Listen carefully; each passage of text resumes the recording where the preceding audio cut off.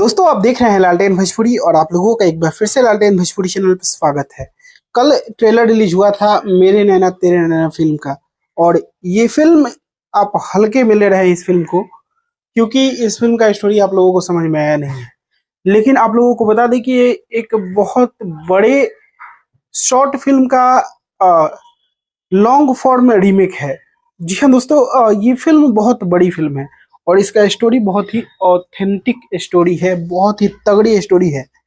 मैं आप लोगों को बता दूं कि मैंने उस शॉर्ट फिल्म को देखा है और फिल्म की कहानी जो 15-16 मिनट में दिखाई गई है बहुत ही ज़्यादा इंटरेस्टेड है।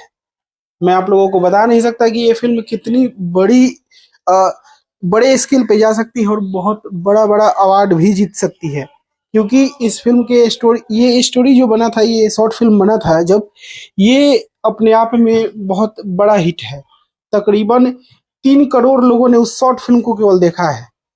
और ये फिल्म लॉन्ग फॉर्म में बनाई गई है, बहुत डिटेल्ड चीज़ें आप लोगों को देखने को मिलेंगी और अवधी लैंग्वेज में बनाई गई है ताकि इसे बड़े स्केल तक रिलीज किया जा सके।